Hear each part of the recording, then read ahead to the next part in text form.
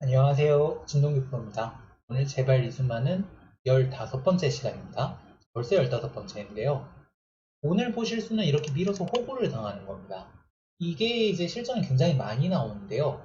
여기를 밀어서 호구를 당해서 지금 이제 백이 계속해서 젖혀서 가변을 키운 다음에 뿌듯해 하시는 분들이 많습니다.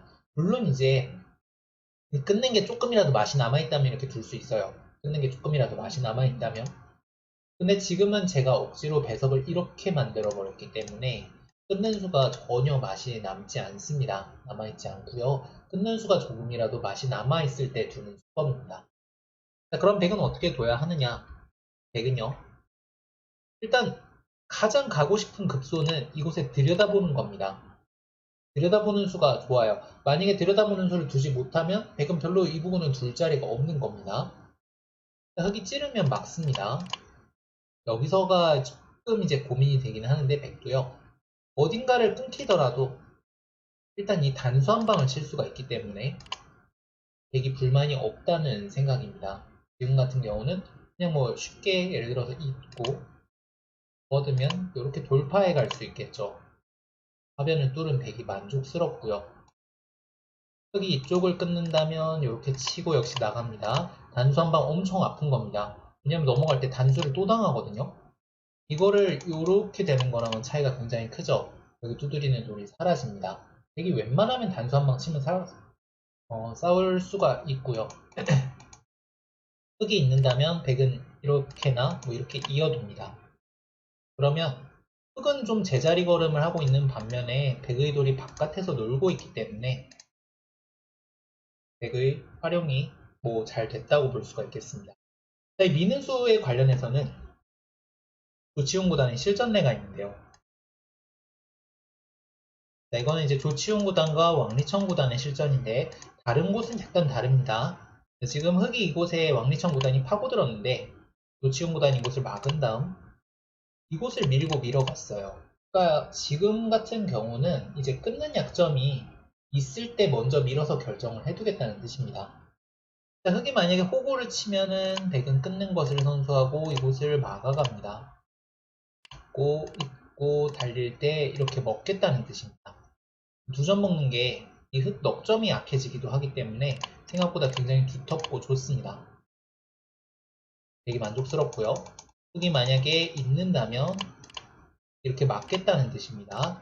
이거를 만약에 순서를 바꿔서 예를 들어서 이곳을 막고 있고 밀면 흙이 이을 거고요. 막고 호구 치고 밀면 호구 칠 거기 때문에 지금은 좌를 막아야 할 상황이니까 좌를 막기 전에 이거 하나 밀어두는 수. 기가 막힌 수법이죠. 다음 모양 보시겠습니다. 자, 오늘 두 번째 모양입니다. 두 번째 모양은 이곳에 붙이고 호구 치는 수입니다. 실전에 너무 많이 실수하는 거기 때문에 꼭 이제 기억을 해두시는 게 좋아요. 자, 이거 어디서 많이 본 수라서 문제를 못 느끼실지도 모르겠습니다. 백이 뻗고 젖혀 이어서 끝내기 하는 거 나 책에서 봤어. 이렇게 말씀을 하실 수가 있는데 그 책에서는 분명히 여기 붙이기 전에 이곳에 한 칸 띈 돌이 있었을 겁니다. 그럼 상관없죠. 그럼 이제 여기 백의 하변집이 굳어졌다고 치고 붙이고 호구 치고 젖히거나 혹은 뻗더라도 이어서 이렇게 끝내기를 하면 되는데 지금 상황의 문제는 뭐냐면요. 붙이고 호구 쳤을 때 이렇게 머리가 나온 겁니다. 백의 한 칸이 없기 때문에 이렇게 머리를 내밀어준 악수가 생각보다 굉장히 큽니다. 없는 수예요. 자, 그럼 이런 질문을 할 수가 있어요. 지금 이런 상황에서 끝내기를 어떻게 해야 합니까? 끝내기를 안 하면 되는 겁니다. 지금 끝내기를 할 수가 없어요. 위가 결정이 안 되는데요. 끝내기를 할 시기도 아니고요. 그래서 이런 걸 먼저 눌러가거나 뭐 눈목자, 어깨 이거는 정답이 없습니다만 이렇게 다 이제 위쪽이 정리가 되면 그때 가서 이제 뭐 뻗든 붙이든 이거를 상황에 맞춰서 끝내기를 해야겠죠. 상황에 맞춰서 끝내기를 해야 되는 거고 지금처럼 한 칸이 없을 때는 이 날일자 차라리 중앙으로 와야지 밑으로 붙이는 수는 없습니다. 마지막 모양 보시겠습니다.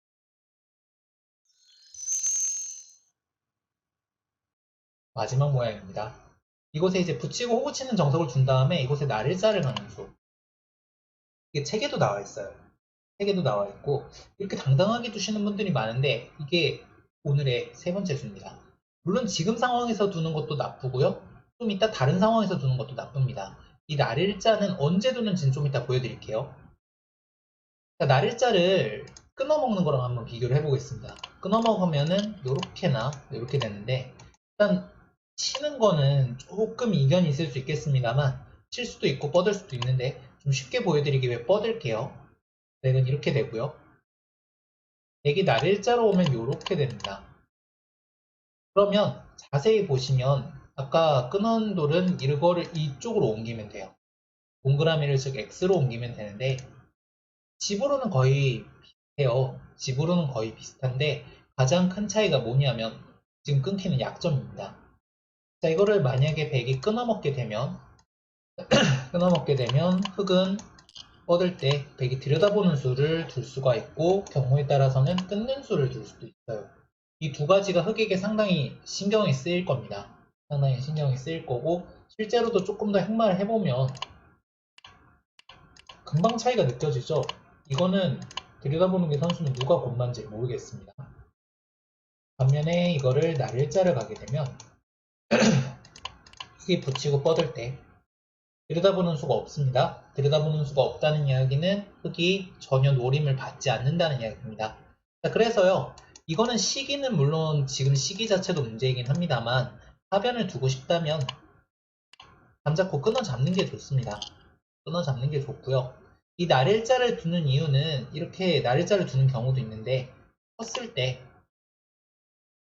이 돌들이 이게 뭔가 사활에 걸릴 때 사용을 합니다. 사활에 걸릴 때 사용을 하는 거고요. 사활이 안 걸린다면 사용을 하지 않습니다. 예를 들어서 이런 모양이 있을 수가 있겠네요.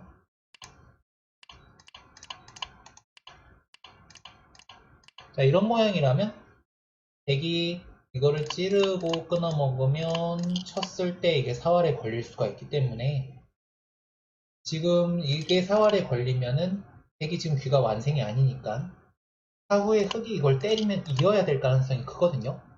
이걸 당하기 싫어서 그러는 거고 지금은 그래서 이런 날일자를 두죠.